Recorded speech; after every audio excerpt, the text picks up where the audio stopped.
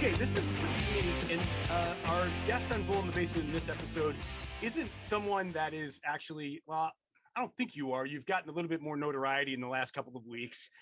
So famous, I don't know. No. But she's super cool. And we met years ago when I was doing radio, and she had this awesome viral video up of her and some of her coworkers dancing in the airport. Jackey Deschamps. Did I say it right? Yeah, Jackey. Balzer's my maiden name, but Jackey Deschamps. Yeah. Deschamps. Okay. Join us now. So great to have you on. I know we talked a little bit before we started recording that you used to do actually a podcast and that you missed it and you were like excited to kind of do one again. So cool. I'm glad you're guesting on this one.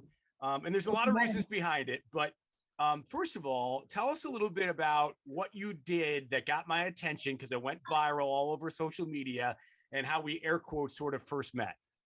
All right. Well, first of all, I love the 80s, anything 80s, music videos, etc. So sometimes at work, I work at the airport. I work for Southwest Airlines. We have some downtime, and so I decided let's make a music video. So we had recorded a video to Whitney Houston's "I Want to Dance with Somebody," and it took us probably 6 months to make this. Got everyone involved. It was really fun, and we put it on YouTube, and it was starting to go viral. It was on the news, and we were all super excited. And then, unfortunately, headquarters got wind of this video, and they just asked us to take it down, just because we didn't have like copyrights to the music, and companies trying to protect themselves, which I get. But that's how I think you found me. We were going to discuss it on the radio at the time, and then it just fell through. Yeah, and it was super cool because, like you said, you had like you guys involved. You had the baggage handlers. I think you had some pilots. Like it was really super cool and really neat. And it was getting huge numbers. And we're like, yes, this is in Buffalo. This is super cool. Anyway, so that's how we met. And then I end up following you along social media, and I see and watch how you're a runner and how you are sort of evolving as a runner. And you're starting to do marathons and a couple here and a couple there. And then we talked a little bit, and I was like, can I do a marathon? And you're like, of course you can. You should train and da. And then that kind of fell apart. So recently, you were on social media talking about the Boston Marathon and the fact that you did it a couple of weeks ago. And there was a crazy story behind it, which we're going to talk about. The night before, the morning of, the race itself, who you were running on behalf of, all of this. So we're going to talk about the Boston Marathon in a second. But let's get to you and your running, because the podcast that you used to do was a running podcast. So for you, like, were you a runner like all through high school and in your early young adulthood, or is this just something you kind of took up to get in shape or whatever, or were like marathons like the ultimate goal for you, like you always wanted to do one? So first of all, back to high school, I don't want to say I wasn't an athlete. I wasn't a good athlete. I'm very, very average at everything I do. I've always said that. I'm like super average. I was a cheerleader for like 5th to 9th grade, and I'm just not competitive. So once I got to high school cheerleading, we started having competitions. I was like, I don't like this. This isn't for me. So then I joined soccer, and I went to O'Hara High School, and we never won a game. So again, not very competitive, but I had fun. So I always think I'm like a social athlete. I do it more for the socialization of it. And then, graduate high school, not very active, start having babies, all that kind. And I think when I was about 35, it was in 2012, I actually went to Disney World with some people I met on the internet, which everyone at that time thought I was going to end up on Dateline. It was like, what? I'm like, yeah, I'm going to Disney with these internet friends. Like I had never met them. And we had so much fun. And while we were there, we were like, we should do the Disney Marathon. And so I was like, yeah, I'll do it. Like I had never run. But we did say, well, let's do a half marathon first. So we had plans in 2013 to do the Disney half marathon. And so at that point, I went home and I had just got my first Apple iTouch. It wasn't even a phone yet. And they had the app called the Couch to 5K app, where it takes you from sitting on your couch to being able to run a 5K in, I think, maybe 8 weeks, might be a little more. And it's funny because it shows up in my Facebook memories. I just saw it today. It said, I just completed week 4. And like, I'm just trying to get to a 5K at this point. And that's kind of where I started. So in 2013, I did my first half marathon in Disney. Disney was kind of my intro to the run world. It's a little less competitive, and people wear costumes. The minimum speed is a lot lower than other races. There's some entertainment along the way. It was definitely a good intro to running, and that's where I also ran my first marathon, which was in 2015. So They say that it can be extremely contagious. Like you can catch the bug once you start doing it and you find some, personal successes. Now I can only speak for myself. Gosh, this was years ago. I started run. I hate running. I just think it's the most boring thing on the planet to do. I'm more of like a competitive. I want to play a sport, right? But I got into running and I got to maybe up about 4 miles a day, and it was pretty religious. Like I tried not to miss. And then for whatever reason, I fell off the wagon and I haven't gone back, but whatever. So to that point, is that kind of a thing, right? Is it contagious? You start doing it and then it's just like, wow, I can't stop. for me, the race is what's contagious or addicting. The race day, because you meet so many people and you're with so many friends and you get your medals. It's like, to me, the race day is like the celebration of all those pain in the butt sucky runs alone around the neighborhood. So I do all those runs to get me to the prize. To me, the prize is race day. So that's how I get through it. I'm like, okay, if I get through this, and I've done runs where I don't train as much and it's just not as fun. You hurt. So my goal is always to run race day and not feel like I'm dying. Okay, so let's So, talk about the training, all because right. that's crucial, obviously. You're working up. So obviously, you did the Boston Marathon a couple of weeks ago. You got the Buffalo Marathon in what, Memorial Day weekend, right? Yeah. Or Hmm. thereabouts. So is that typical for you, like about 2 months between races, or is it usually longer? And because you did Boston, are you now sort of in shape? Like you don't you'll train, but it may not be as vigorous as it might have been for the Buffalo Marathon. Yeah, it's usually people don't do marathons that close. People think I'm crazy for doing Buffalo. I had actually signed up for Buffalo before Boston came about. So I was like, oh. So I'm in like a weird mode right now where I'm trying to like recover from Boston and rest and take it easy. And then maybe I'll have like a week, couple weeks where I maybe amp it up a little, but I won't ever do like a super long run in between the two. But typically you don't do them that soon together. So in typical training for a marathon, how long does it typically take? And like what are the increments of mileage to, get to where you need to be ready for race day? I kind of always have this base now because I've just been doing it for so many years. But I would say maybe 4 to 6 months would probably be like a normal training cycle, probably 4 months for me, just because I have that base. So when you start, you always have pretty much like a one long run a week and then a couple short runs. And your short runs might be like 3 to 4 miles. And then your long runs every week increase from like maybe 5 to 6 to 7. You kind of go up each week. Sometimes you'll do like 10 to 12 to 14. I don't typically run more than maybe 22 before a marathon, and the marathon's 26. So it's kind of weird. You're running the marathon 4 miles longer than I've trained, but you still are able to do it. So see this is kind of the weirdness for me about training for marathons, because there was so much time expended in training. So if you're running, 4, 6, 8 miles, that's still an hour and a half, 2 hours of your day, right? That you have to Oh, spend yeah. doing that. And there's probably a little bit of preparation and downtime before and after. And then you get up to 22 miles. Now you're talking, you got to figure out some place in your busy schedule to put 4.5 hours to run that. So like, how do you maneuver your schedule to fit your training in? That's the hard part. And working at the airport, my schedule changes every month. Most people will do their long runs on a Sunday. I always work Sunday. So I'm like, okay, got to figure out. I'll get the kids on the bus. Like one of my long runs for Boston, I got everybody off to school, got dressed, got ready, and literally ran the whole time they were at school. I came home, showered, and they were already coming back That's home. I was amazing. like, they're like, what did you do? I was like, I was running all day, guys. Like And not they don't get it errands, because like actually running. yeah, it's like I just got home, and they're like, want to do something? I'm like, no, I want to rest. So it's definitely like maneuvering the schedule, manipulating it to fit my life.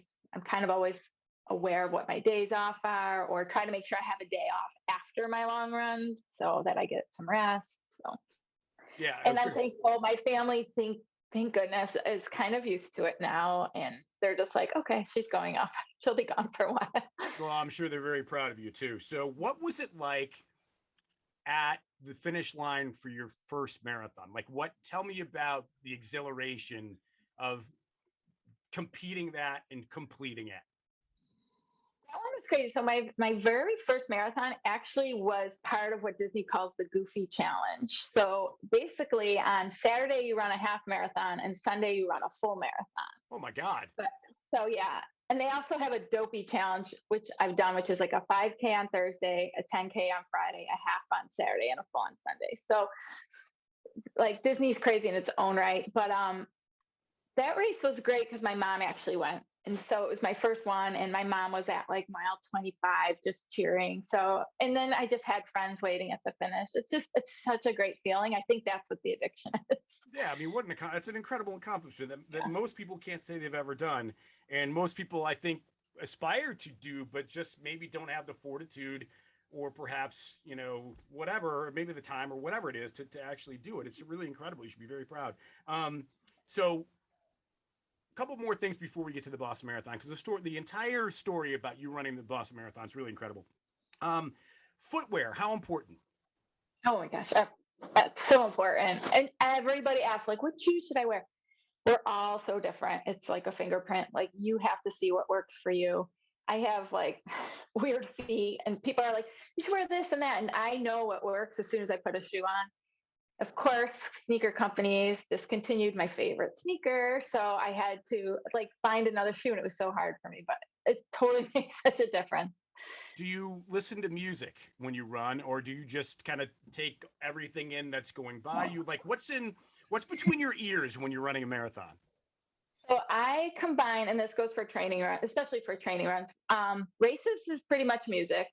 Training runs, I alternate. I listen to podcasts, and then I sometimes just get like tired of hearing that. So then I'll put music on, and then once in a while I'll actually just have some quiet. When you're out there long enough, you just get sick of anything in your ears.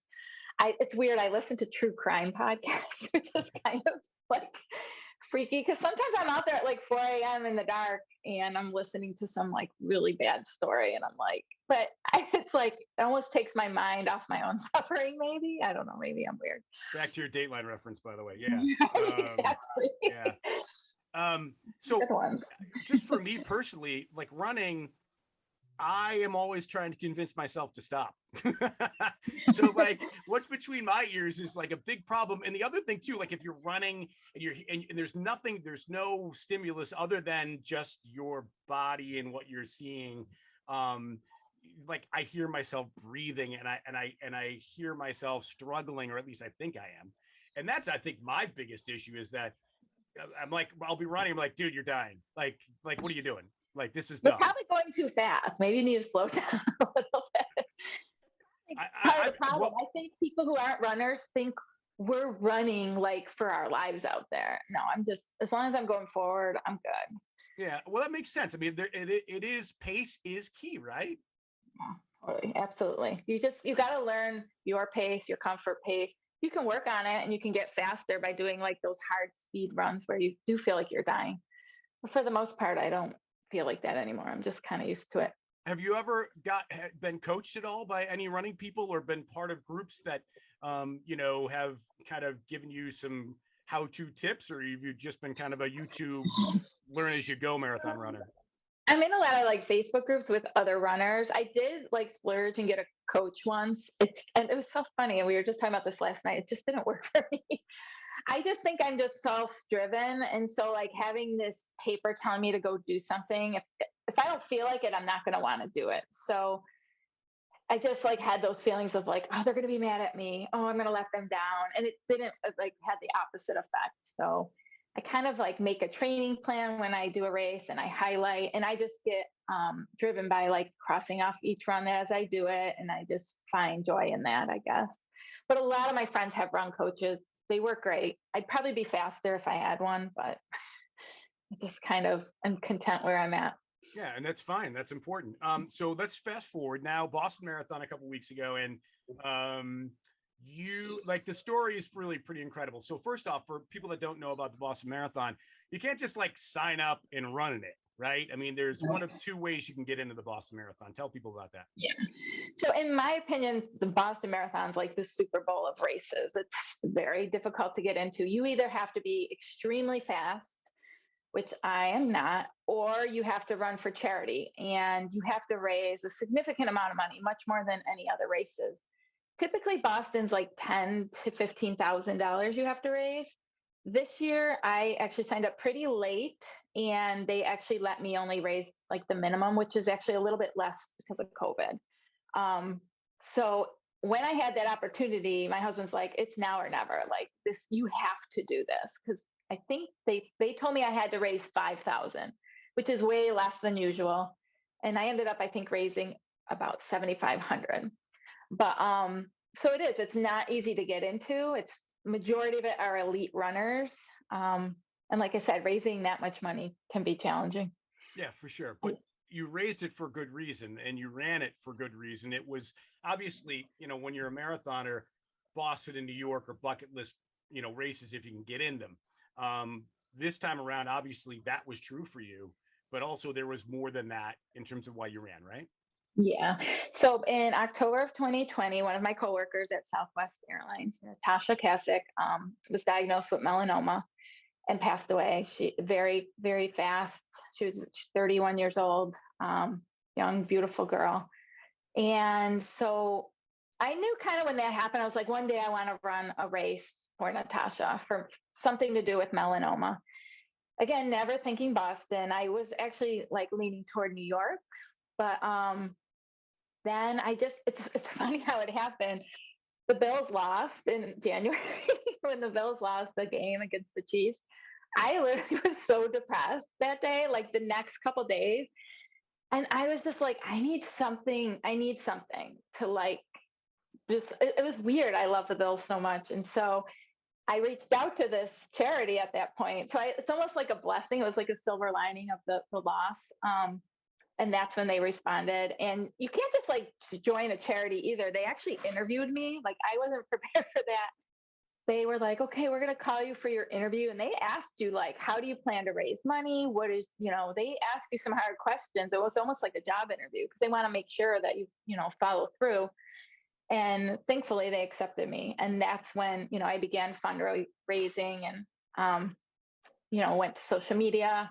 I actually posted on Twitter once I was accepted. I had to wait till everything was official. And I had posted on Twitter that I was going to be running, for my friend Natasha. And like Bill's Mafia on Twitter is just incredible because people started like retweeting and saying, Bill's Mafia, do your thing. And I couldn't believe it, the donations that were just coming in. I was like, I didn't even know some of the people. And I feel bad because I just wish I could thank people individually. And I tried to anybody who I knew, but without Twitter and Bill's Mafia, I don't know if I would have raised enough. So I know you did have a charging buffalo on your tank that day. Yes, that, and it said, Pancho Power, who I was friends with Ezra Castro, who passed away. And I wore that patch when I ran the Chicago Marathon as well, which was right after he had passed away. So I had a patch for Natasha that said Tasha Strong and then Pancho Power for Ezra. Representing. And yeah, I had to, especially in Patriot country. Yeah, right? Yeah. I was like, go Bill. We always have to have our Bills gear on. And it was so fun when I was running. Well, we can get into it, but people, like I'd see someone in a Bills hat and I'd run over and be like, yeah. Did anybody give you any crap? No, that's good. I don't think they hate us. Well, it's because they dominated us for so long. Yeah, they're like, you're a fluke. In time. Yeah, exactly. Okay, so you're in, you're fundraising. Now you get to Boston, right? Now it's on. It's on. Game on. Tell us the story about the night before and the morning of and kind of what you were going through. All right. So arriving in Boston just like the 2 days before, I was so intimidated because I'm looking at these runners. They are not built like me. I mean, I got some curves and they are like lean, the guys that wear the short shorts. And I'm just like, oh my gosh, these are like professionals. I mean, there's like Olympic athletes running this. So I was very intimidated to begin with. And I kept trying to remind myself, like, I've trained, trust my training, trust the process, all that kind of stuff we say. And the day before, I was starting to not feel good. And I'm like, what is going on? Like, kind of achy, little tightness in my chest, which of course you're like, oh, better not be COVID. You just don't know. You're kind of getting worried. So I took some Mucinex and felt a little better. And then that night, like kind of before bed, maybe around 6, I took some more. And then I just did not feel good all night long. And as a runner, I don't mean to be gross, but as runners, we always there's so many poop stories. When you're a runner, everyone has a poop story. So that was my poops. All night I was in the hotel bathroom. Like just could not. And I don't know if it was nerves or the Mucinex or a combination, but I mean, I had eaten around 3 in the afternoon and then was sick all night long. I never went to bed, like never ever went to sleep. And so around 6 a.m., I'm getting up to go. I start running at like 11 a.m. That's when the race started for me. Um, Sleepless. totally 100% sleepless. That's crazy. I'm like kind of like shake, how you just feel like achy, and I'm like, I'm so weak, I'm dehydrated. And I'm looking at my husband, I'm like, I don't think I could do this. And he was like, you could tell like he didn't want to say the wrong thing. You know how like husbands. He Been just there. didn't say, yeah, he didn't say anything. Like I wanted him to be like, you could do it or don't do it. Like I wanted permission. He wasn't saying a word, and I'm just like, what do I do? So I texted a friend of mine was also running for charity, and I texted my friend Jen, and I'm like, girl, I've been up all night. I haven't eaten. Like I don't think I can do this. And they were also doing a news story on me on Channel 2 that night. So I had like so much pressure of like the money that I've raised, Natasha's family, this news story that's going to air on Channel 2 that night. All this stuff I bought, like the jackets, the shirts, like I bought all this merchandise. And I'm like, now what do I do? And so thank goodness for my friend Jen. She's very level headed. I'm tend to be a little more emotional. And she just said, oh, and not only that, I woke up to like my phone blowing up with like, good luck, you're gonna do great, good luck, you're awesome. And I'm like just felt like the walls were like closing. I was on the verge of like a panic attack. And my friend Jen's like, Jackey, she's like, delete every social media app off your phone right now. And I'm like, and I was almost like a kid. I was like, okay. And so I deleted them all. And usually I'm on my phone a lot.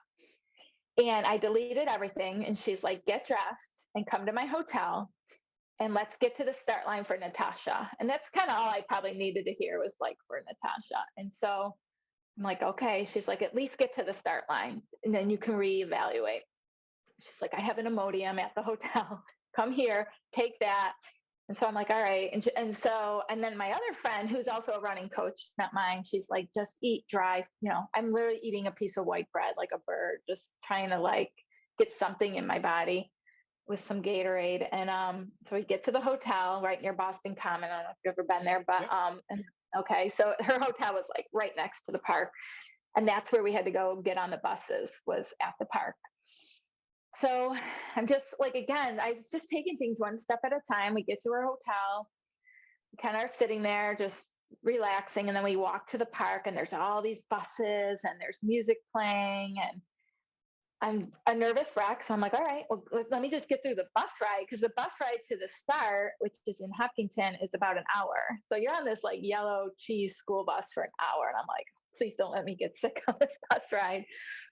But I was good. And it's funny because of all the people that sit next to me on the bus, this gentleman sits next to me, and I'm just sitting there kind of dozing, and then he strikes up a conversation, and he has an accent, and I was like, "Where are you from?" And he's like, "Switzerland," which I just went to Switzerland in the fall with my son. So it was like, of all the people in the world, I'm sitting next to somebody from Switzerland. So of course I'm all excited to tell him about my trip. So we were just chatting the whole way. It was almost like divine intervention. It just took my mind off, what was going to happen in the next 5 hours. So we get off the bus and I'm all like chatty and excited, and it was already almost time to go to the start line. And so we start walking. I'm like, I'll go to the bathroom one more time, stopped at the porta potty, and then went to the start line. And it was, bam, time to go.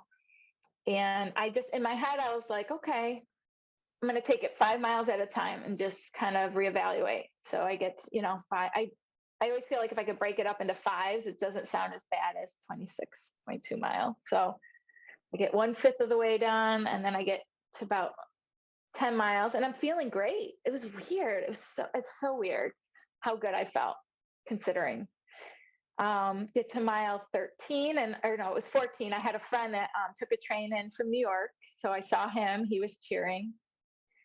Mile 15, I had another friend cheering. So it was weird. All the people that I knew that were cheering for the race all were in the second half, which I'm so grateful for.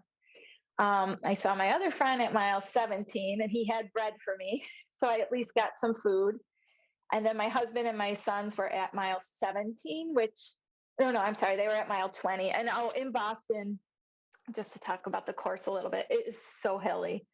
Like living in Buffalo, it is so flat here. And some people are like, it's not that bad. It's all relative, I've learned. It's that bad. It was horrible. And so they're known for these like Newton Hills in the town of Newton. And they're like just up and down, up and down. And the final huge hill is called Heartbreak Hill. So it's coming, and it's at about mile 21. I thought my husband was at the top of Heartbreak Hill. So when I saw him, I'm like, yay, I did it. We're good. And then I continue on. Now I realize, oh no, now I'm on Heartbreak Hill, which has that name for a reason.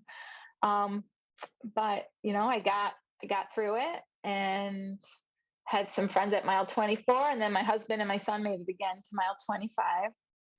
Which, if you ever know anyone running a marathon and you want to cheer for them, it means so much. So I highly recommend. And I think it's fun to spectate. I've watched races too. It's just super inspiring, and you see the fast runners, but then you see the ones near the back. I think they need it the most. People like me, and we really appreciate it. So, and then finally, you make a right on Hereford Street and then a left on Boylston. That's the finish line. And so I saw my husband on Hereford. I don't know if I'm saying it right. And I knew all I had to do was turn that corner, and there was the finish. And it was amazing. There's really no words to put into the feeling, but I think I was in a state of shock, to be honest. I thought I was going to be crying and like all emotional. I think I was just stunned. I did it, just given the circumstance. And there was a volunteer right at the finish, and she had a baseball hat that said Buff on it. And I was like, Buffalo. And she saw my Bills logo, and she starts yelling in front of everybody. She's like, hey, hey. And so I'm just like elated. It was so cool. How hard was that last mile, or was it easy? Last mile was easy. 23 and 24 were like, we're just, because again, I finished Heartbreak Hill, and people told me it was downhill after that. Well, no, there's still like some little ups and downs. So any like up at that point just was like my hamstrings felt like they were like being twisted. At one point on Heartbreak Hill, I actually turned and walked and was walking backwards just to like give my hamstrings a break because they hurt so much.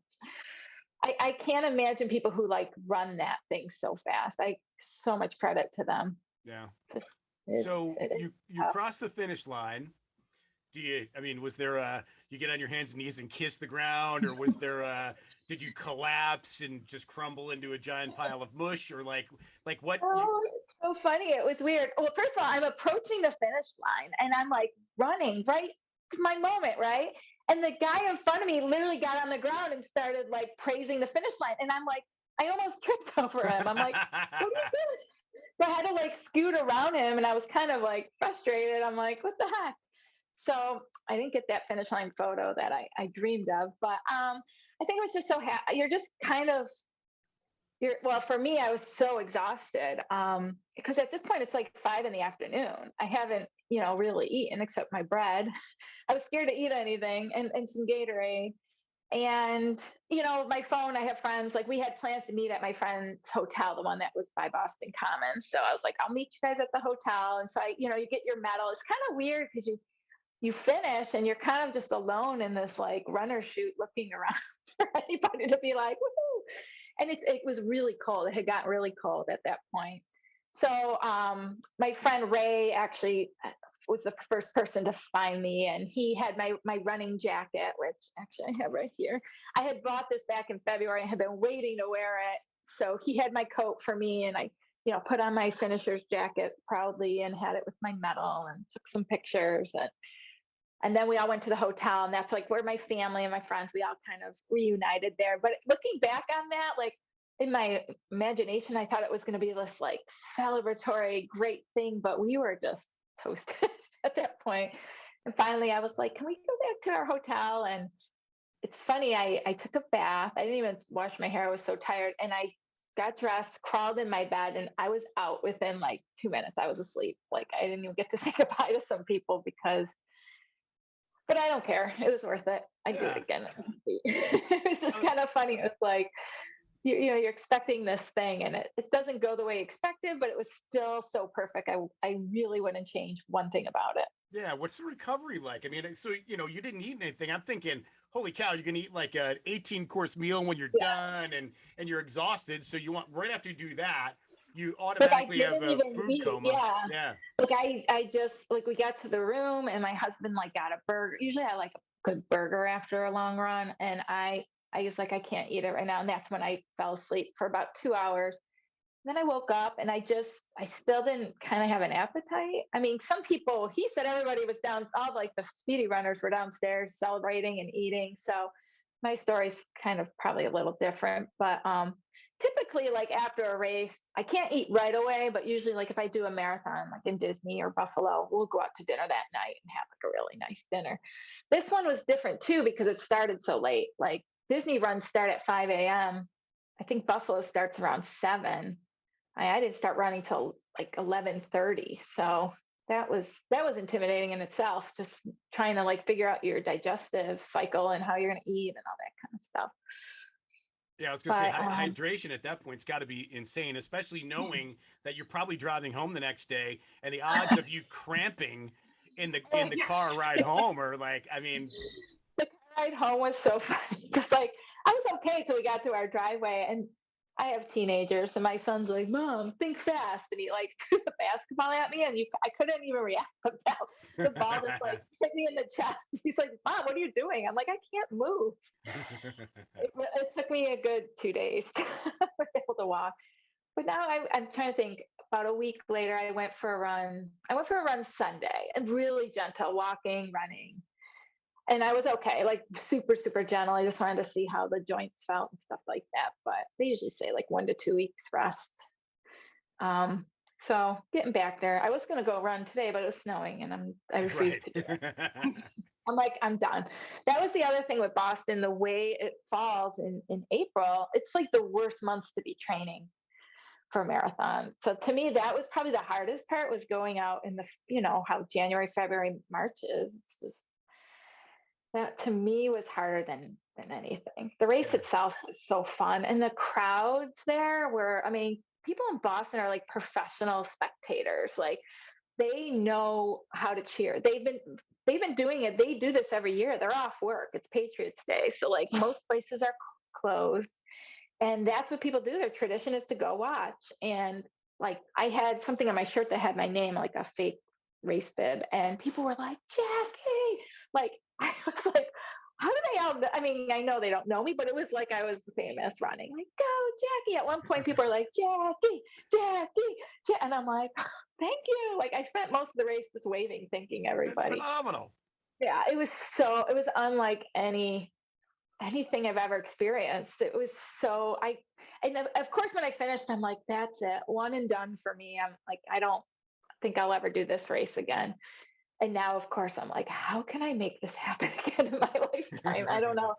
I don't know if it will, but I can dream a little bit. Sure. And you spoke of tradition, of the Boston Marathon over, what is it, 120 years or whatever it's been going on. Yeah, this was 126th. Good guess. That was a good guess. Yeah. So whatever. But speaking of tradition, and it was special for you because this one was right, the 50th anniversary of the first race where women were able to run in it, right? Yeah. Yeah. So this year celebrated women being in the Boston Marathon, which I was thinking 50 years. Wow, that sounds like a while, but not really. 50 years was 1972 was the first time 8 women signed up to run it. Um, and they were, so it was a great year to be a woman running the Boston Marathon. This year, I think I read there was 12,000. So the first year had eight runners that were women, and this year had 12,000. It's So, awesome. yeah, it's funny if you look back on the history of running, they believe like women couldn't physically do it. We wouldn't be able to have children if we ran. Like the mindset was like, what? It's so archaic. Thank goodness, because I swear running keeps me stable and sane most. Okay, so very quickly, obviously Buffalo Marathon's next for you, and then whatever else after that. But just now, I'm going to be selfish. So, what do I need to do in this head case brain of mine to, because stamina is probably my biggest issue, right? Like I can play basketball for 3 hours, no problem, up and down the court. Okay, maybe a little bit of a problem. I'm not in that good a shape, but whatever. So stamina running distance for me is just brutal, and I get to the point where like, this sucks. It hurts. It's not fun. Yeah. I'm breathing heavy. I'm gonna die. So, like, talk me through how I can convince myself to be able to do this. Well, start small. Don't jump too high because you're going to get hurt and you're going to get injured. So start smaller distances and build it up slowly. Have a great playlist. Have some entertainment along the course. I do like this 3 mile loop and this 2 mile loop around my neighborhood so that I can just keep my Gatorade and whatever I need on my front porch. So I don't have to carry everything. Maybe it gets boring, but plan for nutrition and fuel and Gatorade. You need that stuff because you're sweating, especially as summer's approaching. You're going to feel like crap if you are dehydrated. So that's the other thing. Maybe start with an app to like sign up. I always say sign up for a race, whether it's a 5K, 10K, sign up for something so you have a goal. And then maybe find like an app or a training plan to try to follow. Also, as we're getting older, like I'm 45 now, and so things are going to start hurting maybe more, especially if we have like previous injuries, if we were in other sports. So I really recommend the Jeff Galloway method of running. And some people maybe don't agree with it, but Jeff Galloway is an Olympian. He's about 80 years old. He's still running half marathon and marathons. I think he was in the Munich Olympics. And so what he does is he does interval running. So he will run and walk, run, walk, run, walk for the whole time. And he'll run for like, and I love it only because I feel so much better. If I run nonstop, I feel so like depleted and achy and sore. When I do intervals, I feel so much better and I enjoy it more. So I'll run like 45 seconds, walk 30, run 45, walk 30. And it sounds weird, but my time is actually faster when I do that versus when I run nonstop. So I always recommend that to people. It just breaks it up. It makes it seem less painful. And that's really how I've been able to add distance over the years. Yeah, and obviously find inspiration like you have Yeah. through your friend. If that's what I could use, sure, absolutely. Well, listen, this was a great getting together, and the story is remarkable that you were able to do the Boston Marathon on basically an empty stomach, which sounds ridiculously, incredibly bizarre. But that would I don't know if you're a super athlete or something to be able to do that, but man, No. and it's Like certainly I not said. advisable, I would think. No. It's definitely not advisable. I don't know if like I will give credit to nerves for sure. I think sometimes nerves are a good thing. They Yeah. like they give you the adrenaline you need, something because I was a nervous wreck. So it worked out in my favor. So congratulations again, and I Thank hope you. you enjoyed doing a podcast again. Yeah. And the So story fun. is great. And I'm sure, listen, if you're a runner locally and you're watching this, I'm sure you're going to see Jackey at the Buffalo Marathon or wherever else. And Yeah. I hope to do. I've never done the turkey trot before, and I hope to maybe do that this year. That's a great one. That's a Yeah, fun race too. Oh, you should do that one. yeah. I'll dress up as I something was gonna silly. say you better dress up though. That makes Right, it even more. right. Well, listen, great catching up again. Incredible story. Congratulations on the fundraising and what you did for the memory of your friend, and continued success on everything you're doing, and obviously in your job and with the kids and hubby and all that good stuff. Yes, thank you so much. Thank you for having me and sharing my story. Sure, Congrats absolutely. to anyone that ran it, and good luck to everyone running Buffalo too. All right, thanks again. Good to see you. Thank you.